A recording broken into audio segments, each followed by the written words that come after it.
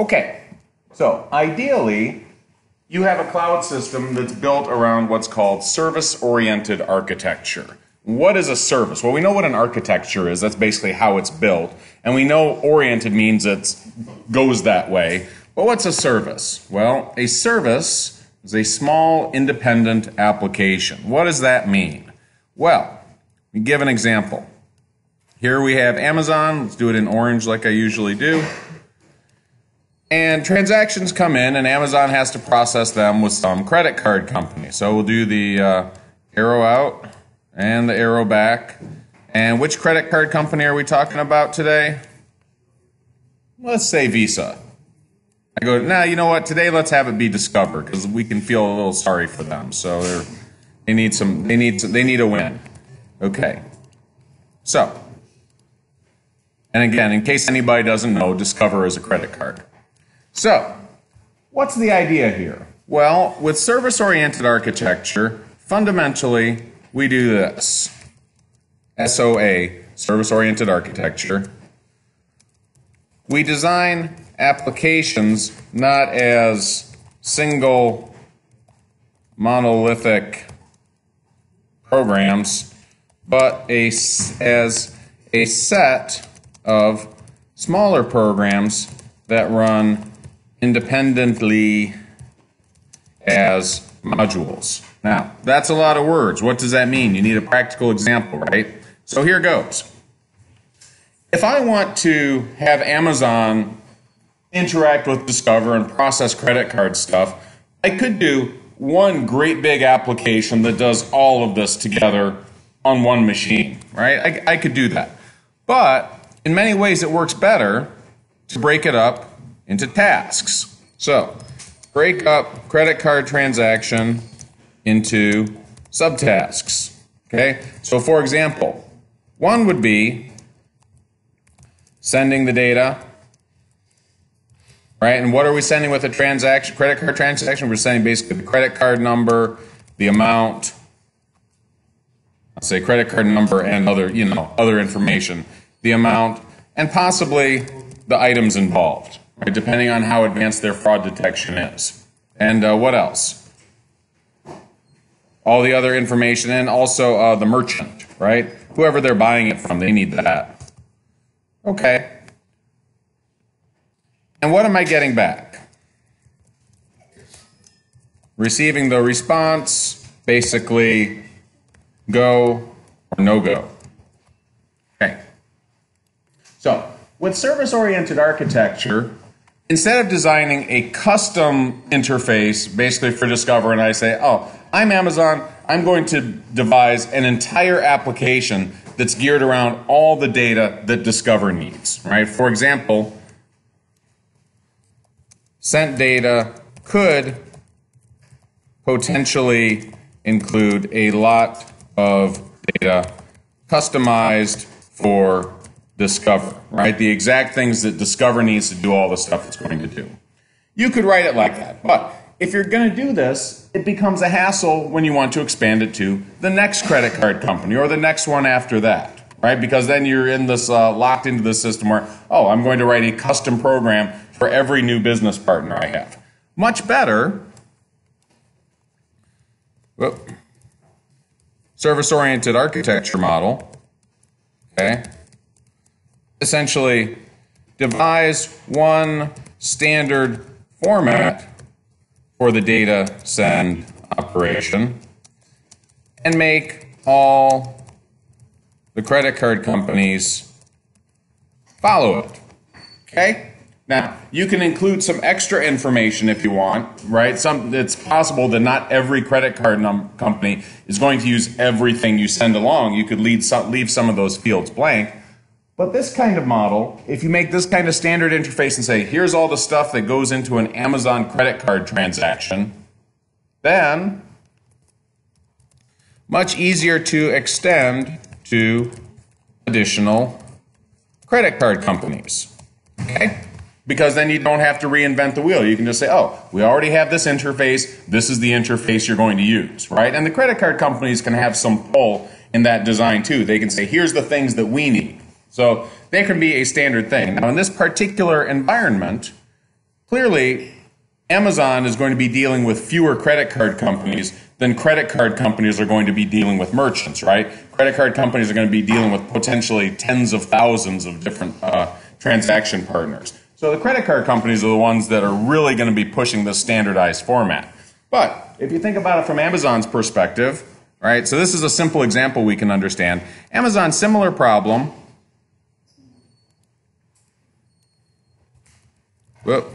Similar problem with the many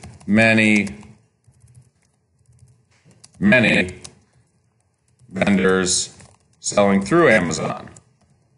Okay, same kind of problem. If Amazon has as business partners tens of thousands of companies and or individuals selling through Amazon, again, Amazon doesn't want to design a custom program for every one of those. Right? They want to break it up into little pieces. The reason, so number one, they want to have standardized interfaces. And number two, they want to break it up into different pieces. Because why? Well, what's an example for credit card? What separates? The transaction and then also the fraud detection.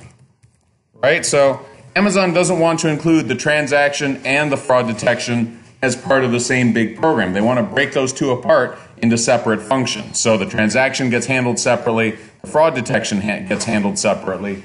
That way, they make a change to one, they don't have to worry so much about the impact on the other. If you have like one big program, you change some part of the code, then you have to worry, oh shit, did what I just do change that? But if you just say the transaction information is an input to the fraud detection module, then it ceases to be a problem, right? You can say, well, we're going to change this fraud detection module, or we're going to opt out of it for small transactions, things like that. So that's the fundamental core of service-oriented architecture. Yes? The picture? Okay. It's going to be caught in the lecture capture, but if you're dying to take a picture of it, go for it. All right. Okay. Okay, wonderful. So, key things. You design applications as not just great big standalone applications, but a collection of smaller applications that work together. And the inputs and outputs for all those applications are specified by standard interfaces. Okay? And everything you do within your business gets built around these small independent units. So, this enables a whole lot of cool things. Number one, services can be located anywhere. Number two, it's easier to modify them. And number three, you can reuse them as many times as you like. So, simple example. Again, we'll go back. I'm Amazon. Well, this guy's Amazon.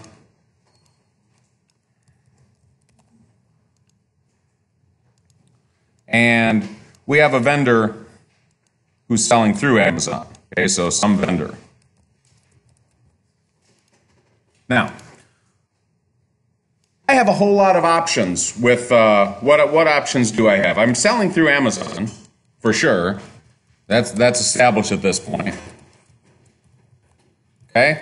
But what does that mean? That just means I have a page on Amazon, right? For whatever product I'm selling. But I might be doing my own order fulfillment, my own shipping, my own transaction processing, my own analytics, or not. I might be outsourcing any of those. So the point is, all of these functions that I have, right, whatever associated programs I have, for example, what could I do? I could say, right, the initial case might be display page on Amazon, but handle the transactions myself, right? And this was a fairly common thing, for example, like in the early days of eBay, before PayPal, what would happen is you bought something on eBay, and then you would actually send a check to whoever you bought it from, and then once they got the check and it cleared, then they'd send the stuff out in the mail. Now, of course, we have fast credit card processing, so they switched that out. But initially, sure, I could handle I run the ad on Amazon, somebody buys it, I handle the transactions myself. So, and Amazon has this little part here, right? The page. And I have part of this module I'm handling myself. I'll just mark it down here. I'm going to call that transaction processing, TP. Okay? If I want to, I can handle that myself. But if this thing is modular, right, it's a little program that's not closely integrated with all the stuff that I have, right? It's not closely integrated like that. I can just say, you know what? I don't want to do this transaction processing anymore. I am going to kick that over and handle it through one credit card company, right? So I'm going to take this role from my program. I'm going to take this chunk and transport it over here. I'm going to run that, let them run that function, right? And then the inputs stay the same because it's a standard format. The outputs remain the same. All that's different is where the application is running. It's not running on my system anymore. It's running on somebody else's, right? Some credit card company over here.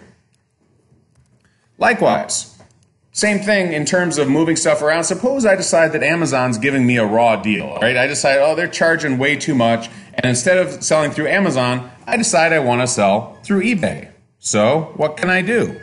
Well, the exact same thing, right? So here's eBay. And instead of saying, okay, I'm going through Amazon, now all I have to do, right? I'm going to go and try to get rid of this. Let me just paint it out. There we go. Instead of going through Amazon, I can go through eBay. Get me some green. Okay? I can take this part here that's the page data, right? However that's set up, I can basically transport that over to eBay instead. Oh, that's not going to fit.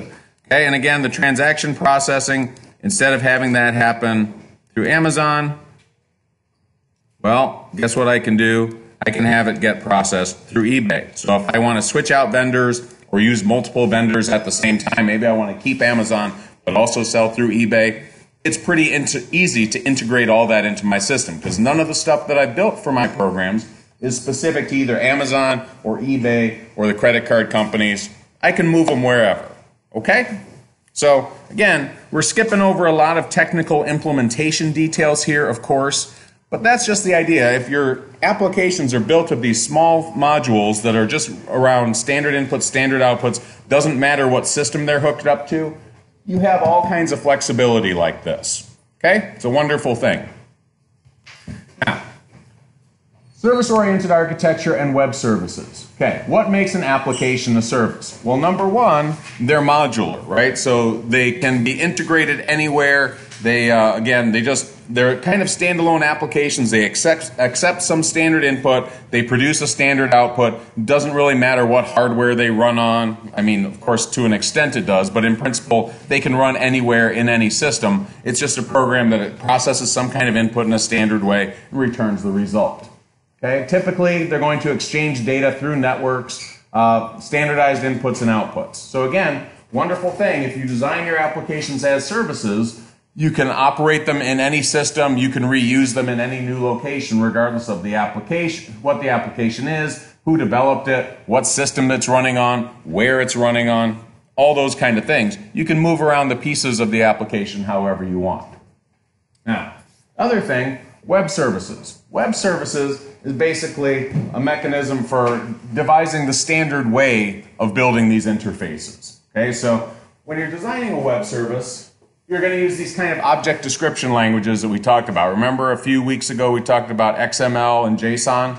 Those were those object description languages. Well, if you design a web service, right, you basically have to have a standard format. So, for example, web service interface requires standard for ad, right? Whatever advertisement, not really an ad, but you know,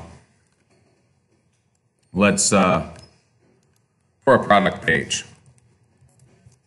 Okay, and it could be something like item title, set of images, blurb, right? Description, weight, price, vendor, other stuff. Whatever all these standard things are, right, this is the standard information you're sending to the interface. Now, with that information, eBay and Amazon, naturally, they're going to display that information differently, right? A product page on Amazon looks different than a product page on eBay, but they could contain all the same data. They could contain all the same core information.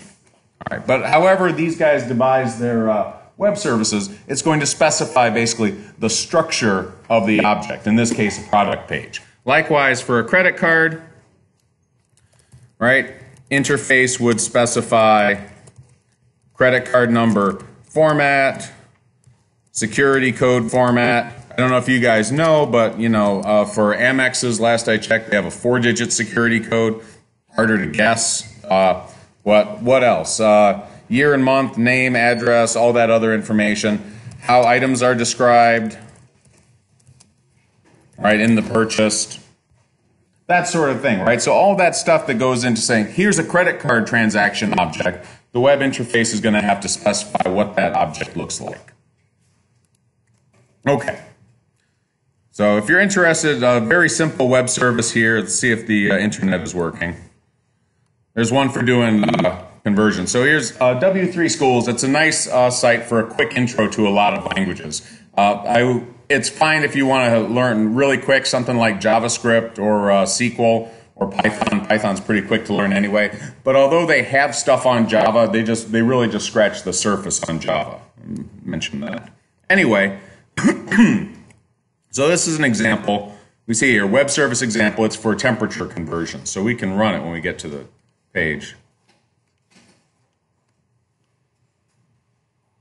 Okay.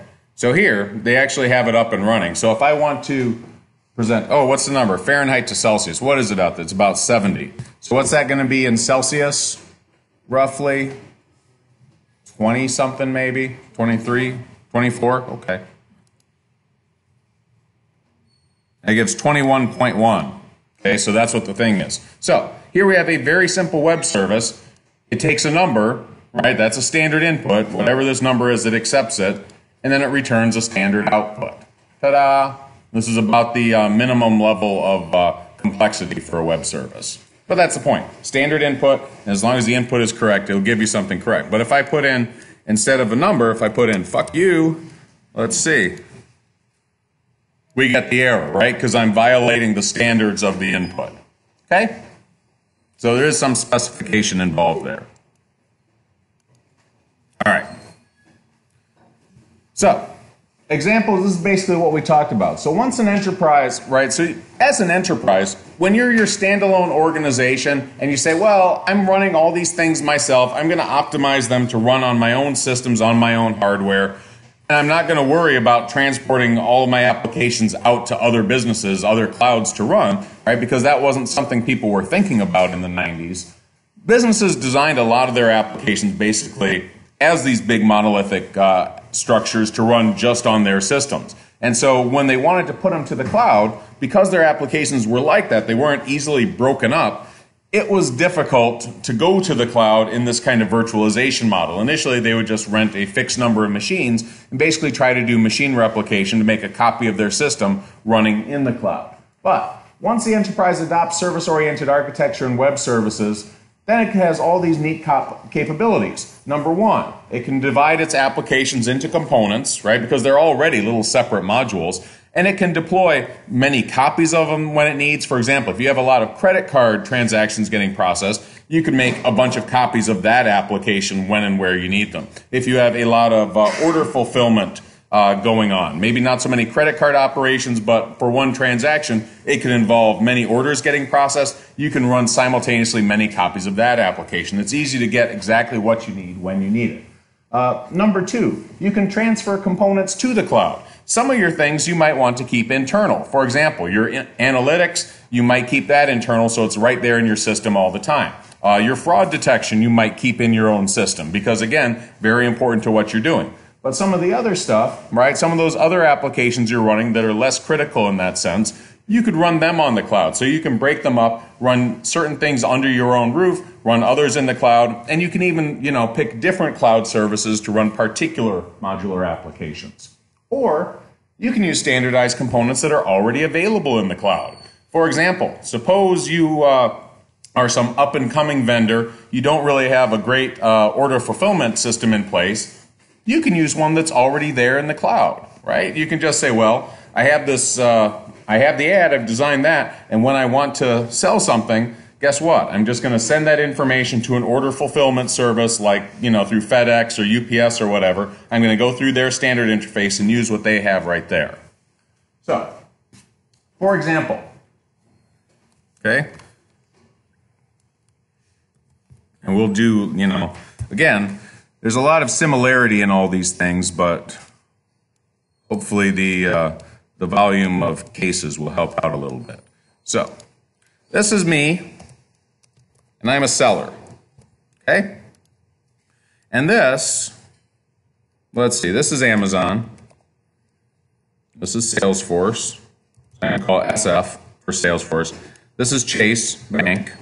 And what do we have here? We'll make this real tiny, UPS. Okay. So if I'm selling something on Amazon, I still have the goods, right? Goods are here. Product page here on Amazon. Okay? Now, I might contract to say, hey, I know Amazon's a good company for getting the orders fulfilled, but I want to advertise it on Salesforce because I have a bunch of other stuff going on that site and I like the service they provide. So, I can say, advertise here, okay? Transactions, and if somebody wants to link, they can say, oh, I like this product, I'm going to jump to the Amazon page that gets advertised along with, you know, the ad.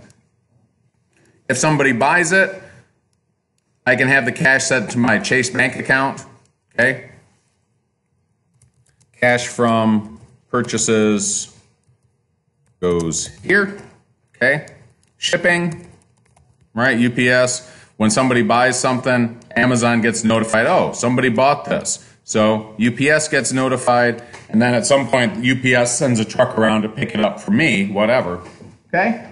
So all of these, if all of these components of my application, instead of being, again, one single application running under my own roof, a bunch of different modules running in different places, if I say, oh, hey, I'm tired of using Salesforce, I want to switch to another one, well, guess what I can do? I can just cross out Salesforce, take that same module that I'm running there, run it on a different site, right? Whatever that may be. Maybe I'm running through Facebook. I'm advertising there. Okay? Like, not Facebook, Facebook.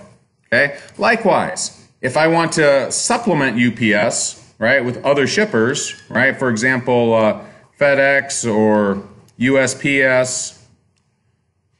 Let's see if I can get this. Damn it. Okay, you get the idea. They're supposed to be stacked rectangles. Okay, I can go through FedEx, UPS, whoever. Okay, I can run that same module on their systems. So it gives you a lot of flexibility to change these things around. Likewise, if I want to go instead of just through Chase, if I have another bank account or a supplementary bank account, whatever, right? I can do the same thing. I can set up my application to run on different systems, connect there. Okay, that's the sort of flexibility you get with service-oriented architecture. You're not really locked into one scheme. It's very easy to change what you're doing. Okay, so that's that example there, essentially. Okay, questions on any of that stuff? We covered some slides. Questions on any of that? Okay. So the rest of this stuff is kind of low tech. So we'll talk about it. First, cloud migration. Cloud migration is the process of moving applications and or data to the cloud. And there's a few main migration models. Number one, you're only sending the data, you're not sending any applications. And the reason you might do that is if storage is becoming a problem. Storage or the ability to run large-scale queries, things like that. Then you might migrate your data to the cloud to a better system. Second one, machine replication. Machine replication is basically making a copy of your existing system in the cloud. So whatever you have under your own roof, you try to replicate that in the cloud. Last one, physical to virtual. Physical to virtual, separate those applications into components so they can be easily virtualized, which means you can have different applications running on different hardware. The cloud has the freedom to assign those application instances wherever they're going to run best. Okay? Nice thing about this, right? Nice thing about machine replication, since if it works under your own roof, chances are it's going to work pretty well in the cloud, or work about as well in the cloud as it does under your roof. So it's pretty easy to test. You're not changing a lot. With virtualization, Once you get it up and working well, it's great for cloud design, right? Because then the cloud, again, has the freedom to run applications and store data where they're easiest to get to. On the other hand, it tends to require a lot of testing because you're doing it differently than how you did it under your own roof. So, limiting factors, for example, number one, what happens to your organization during migration? We talked about that case early on where a business had like 100 gigs of data that was going to take 10 days to get transferred over the internet. What are you doing during those 10 days, right? That's a problem. If you have some critical applications that are costing you millions of dollars every day they're down, you don't want to shut them down, okay? Other question, what happens if migration fails, right? That's pretty awful. You spend 10 days and give up on your system, shut your systems down, costs you lots and lots of money, and then at the end, you have that stuff there and something went wrong. Ah, horrible. Okay. Anyway, so those are things to be aware of. Okay.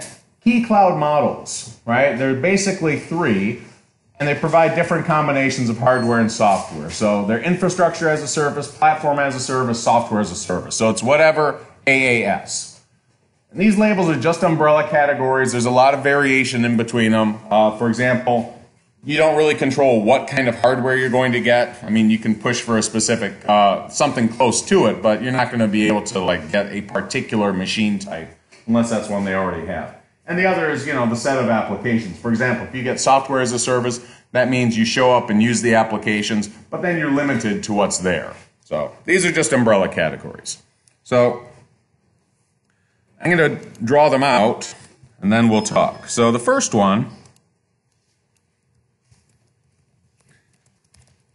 infrastructure as a service,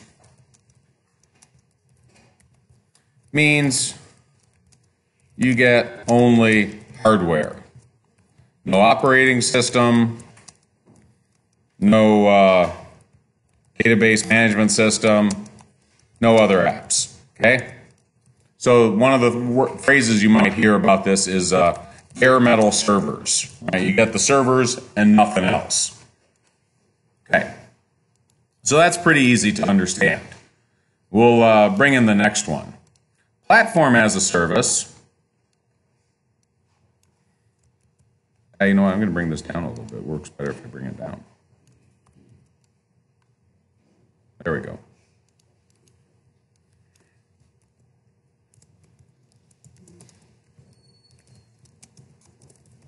Platform as a service means you get infrastructure as a service plus an operating system, plus sometimes a vanilla database system. Like if you go to Oracle's cloud, Oracle's a big database company, yeah, they'll give you their standard database, okay? So there's that. That's platform. So you get everything that's in infrastructure plus an operating system and maybe some, basic platform type software, okay? Last one. Whoa, I didn't want to do that. Last one, let's do purple today. All right. Software as a service, okay? Means you get platform as a service plus an application suite. Okay, so whatever applications are there. Good example of software as a service that we're all familiar with. Facebook, right? You show up there, you don't really have to install much on your machine, but they have a platform for various activities you're doing, and they have a bunch of applications you're doing. I mean, it looks to us just like the Facebook application. But again, you have stuff for photo processing, you have stuff for instant messaging, you have any of those embedded games if you want to play them. Lots of stuff. Okay, so there's that. Other one that we use every day, G Suite. What's G Suite? Yeah. By Google. G is for Google in G Suite, right? So Google Drive and Gmail and all the rest. That's G Suite. Okay? It's another software as a service. You show up and you use it. Okay. So, big picture on all this stuff. What's the difference? Well, in principle,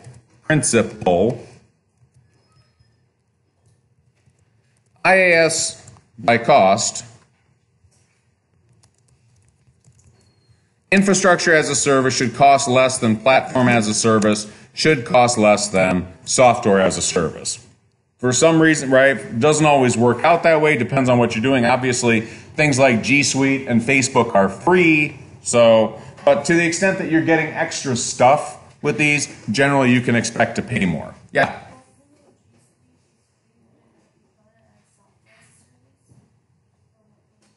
Yeah, it would be software as a service. I mean, Drive, you just show up and you use it, right? Gmail, you show up and you use it. So even though it's free to us, of course, Google, in some sense, is trying to make money on somehow with it, right? Whether by gathering data from us or optimizing ads for us. Same thing as Facebook does, right? Facebook is free, but Facebook is making lots of money off of ads. So if they keep people around, then yeah, that's how they make their money. Likewise, for management headaches, okay, infrastructure as a service has more than platform as a service, has more than software as a service, right? If you're just getting infrastructure, that means you have to deal with all this nonsense like installing an operating system and patching it and all that. How many of you guys have ever installed your own operating system on a machine? A couple people, yeah? That's why I said we don't do this anymore, right? Back in the day, yeah, this was something you might have to do. But now it's pretty unusual. Likewise, platform as a service, it takes care of the operating system for you, but any applications you put on those yourself, you're going to have control all the patching, right? Software as a service, it's all there. You show up and use it, right? But for customizability, infrastructure maxes it out, right? You can do anything you want with those machines. You can even design your own custom operating system if you like. Platform, you have the option to install a set of applications that you like. Software as a service, you have no flexibility essentially other than selecting options within a set of applications. So you show up and you use it, but you can't change what's there really. Okay?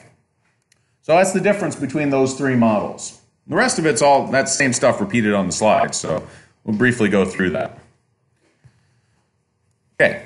Infrastructure as a service, you get the hardware. No applications, no operating systems, and again, in theory, but not always in practice, should be the cheapest cloud computing category. So maximum flexibility, you can design your system however you want, but you're also responsible for everything. It's responsible for installation, operation, updates, anything you want to do, you got to do it yourself.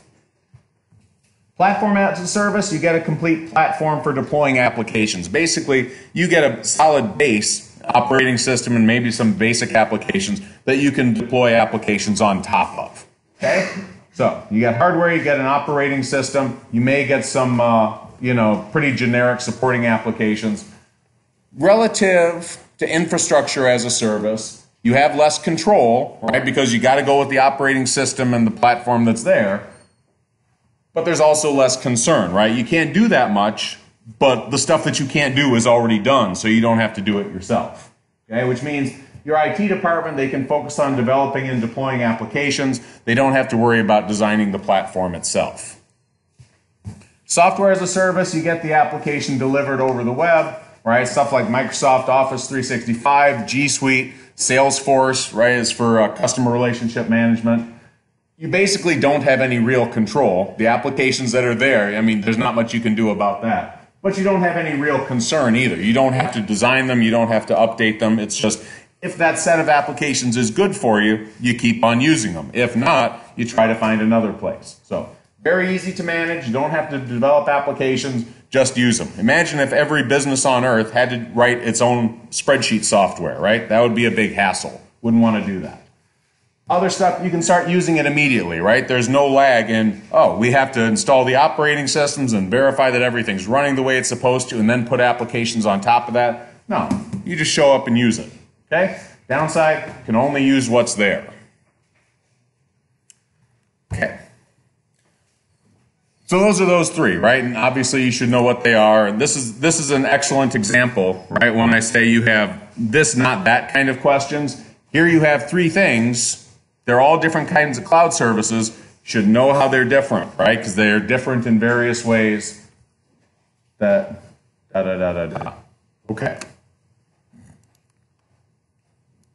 Next thing, comparing cloud vendors. So Generally speaking, if you are a business that's having trouble managing your data because there's so much of it and you have so much network traffic, chances are going to the cloud is going to work out pretty well for you. You're probably going to save money. Even if you're just looking at renting actual servers instead of virtual servers, yeah, if you're really bumping up against your limits of capacity, it's still probably going to be a good deal for you.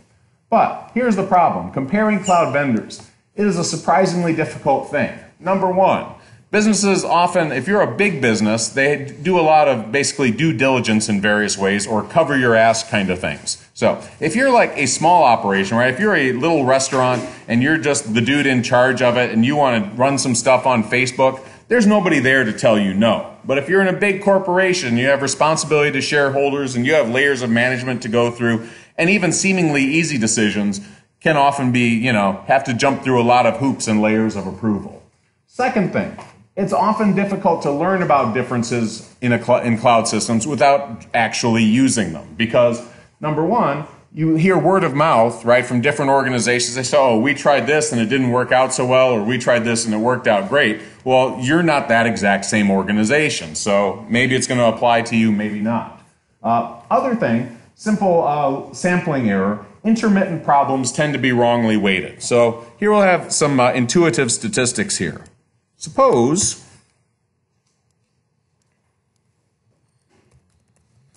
there's a problem that happens in about 10% of cloud deployments, right? If you're putting your stuff to the cloud, there's a 10% chance that this one horrible significant problem happens and it's going to kind of ruin your month, okay? And suppose you read 10 reviews by other businesses. Well, guess what? Many of them, well, let's say, roughly speaking, about half the time, none of the businesses will have experienced the problem, right? You can crunch the numbers on that. So half of them, right, if you just ask around 10 different businesses, it's a fairly unusual problem. It's not going to happen to any of them. And about 1/10, 1 in 10, more than one business will have experienced it. Okay? So what this means, more than half the time in this case, you'll get wrong information. And then multiply that sampling error by all the potential but unlikely problems. Right? Basically, you're going to guess wrong a lot of the times on a lot of these metrics. So it's a difficult thing. Again, small sample size, this is fundamentally what it means. If there's something that the true probability is 10%, but you can't ask like 1,000 businesses, you can only ask a small number or read up on a small number, yeah, there's a good chance that your estimate of the prevalence of the problem is going to be off. And given the vast number of potential problems, you might be off on a lot of them. Okay, so it makes it hard to evaluate cloud services. Other things, security policies are hidden, technology is hidden, right? From the outside, the cloud is just this mysterious thing that lives behind the interface, and you don't really know what's back there. So, makes comparisons between cloud services actually pretty difficult. Now, in principle, what would be great if you had some kind of consumer reports for cloud service that, was reliable and really spoke to your organization. Okay? But it's not that easy.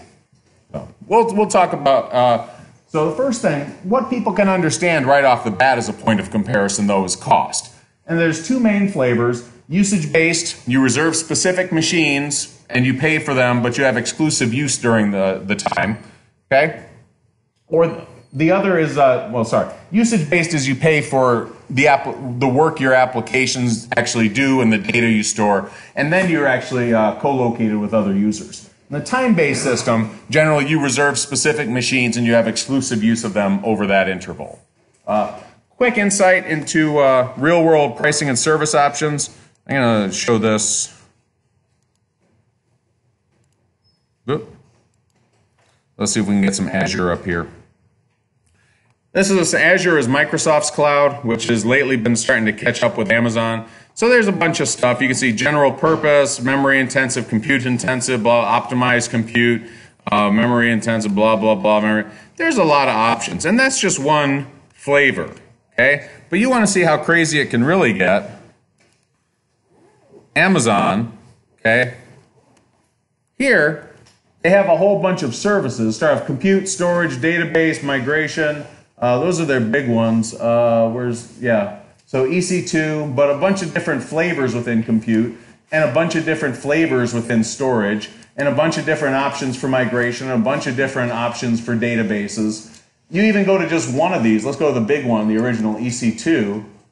Boom. They have a free tier, they have on-demand, they have spot instances. Spot instances are kind of like flying standby. Basically, Amazon will handle your processes when it has space available for them. You save a lot. There's a lot of options underneath. We could dig around through it all. Pricing tools, blah, blah, blah, blah, blah. A lot of stuff. Okay. You dig around in that if you want, but all I'm saying is, if you're a big business and this is your first time going to the cloud, you really need somebody to hold your hand through the process, right? On the other hand, if you're an experienced cloud consulting company, you have a lot of experience with these, well, you can make some money doing that. You can say, oh, these are the options your business needs. Okay, so cloud service prices, often complicated to compare even for a single provider. There's a lot of apples to oranges comparisons. There's a lot of different variables that you don't always see what's going on behind the scenes. So, in general, it's better to consider cloud services in terms of fit. Don't focus so much on which gives you the cheapest service. Focus more on, does this have all the stuff our organization needs? And does it give good performance for a typical usage of our applications? Now these days, most of your cloud services will offer you a free trial at small scale. So if you're a business, you want to try it out, you can run one of your applications for a day or two in the cloud and see how it goes, and then make the decision based on that. Okay, other stuff, broader quality of service measures. So these, I actually lifted this set from some fellow wrote a paper around 2013, basically a wish list for all the stuff people would like to know about cloud services. And these were his particular things. So, number one, accountability. So audits, compliance, data ownership. We'll talk about that in a minute. But basically, does this cloud service seem legit, and who's checking up on it? Agility, the ability to change things. So that includes number one, how fast new features get integrated, how fast patching happens, stuff like that, and elasticity bounds. How quickly can I switch from a small number to a large number of servers and then back down if I need to? Cost, right? Cost, that's a pretty easy one, and everybody kind of understands cost. Guarantees. What's a service level agreement?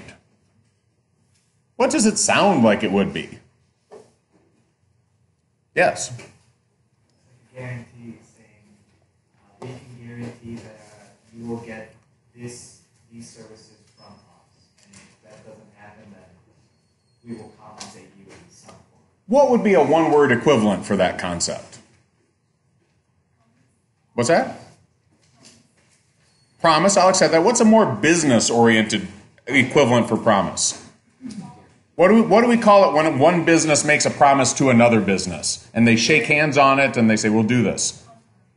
A contract, right? Yes. A service level agreement is just a kind of contract. They say just what he said. They say, we're going to provide you with such and such level of service, like basically, we're not going to lose your data, we're not going to let the bad guys steal it, and you're not going to experience horrible quality of service issues, things like that. That's the sort of stuff you would specify in an SLA, service level agreement. And the other thing, problem resolution, right? So if something goes wrong, what recourse do you have? Performance, right? Again, that's kind of like cost. That's pretty objective. It's easy to see. You run a set of applications in the cloud. How well do they run? Security. Do they have good security or not? We'll talk about that in a minute too. And then usability, right? So some cloud services in different ways may be more usable for novice users. Others may have more features for more experienced users. Depending on your organization, you might tip one way or the other. Okay. Last thing, cloud security. So we're going to take this first one as a fact. We're going to push the fact button and say this is true. It is a dogma. Okay? Number one, cloud security, on average, better than most private information systems, but it's also opaque. You can't peek behind the curtain and see what's going on at the cloud. So you kind of have to take their word for it. But, you know, everything that's out there, yeah, they probably are better.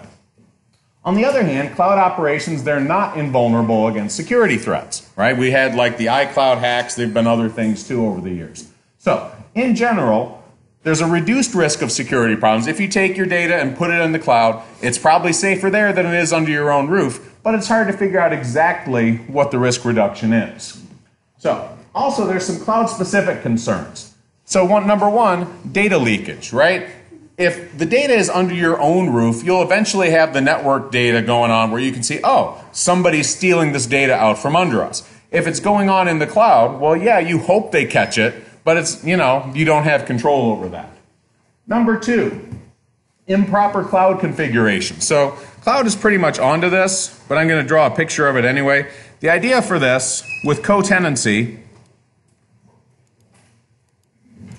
it should be different users have their data in different places and they can't access it, right? But the iCloud hacks, basically what it did, somebody came up with a way to run a query so that it could cross over into some other user's territory, right? And you can see what's on there and they like lift all the data from the other accounts. Last one, deletion assurances. So if you have an old desktop and you're gonna take it out of the house and leave it in the alley, what's the one thing you should absolutely do before you abandon it? Smash the hard drive, burn it, otherwise fuck it up, right? So that nobody can steal your data. Well, with cloud, that's what they should do, right? If you've been with a cloud service for 3 years and then you say, well, thanks, it's been great, but we're going to another one now. The cloud's supposed to delete your data. How would you check? Difficult to do. Now they should, right? Absolutely they should. Doesn't always happen. For example, you guys know about Snapchat? What puts the snap in Snapchat? What makes it unique? The photos are supposed to delete, right, very quickly. But in fact, with Snapchat, they have found cases where photos were kept as backups, and then something hiccuped during the deletion process, and not all the backups got erased. So, again, when you go, you don't know for sure that all your data is going to get deleted. So there are some cloud-specific risks as well. All right, end of time. We'll see you next week.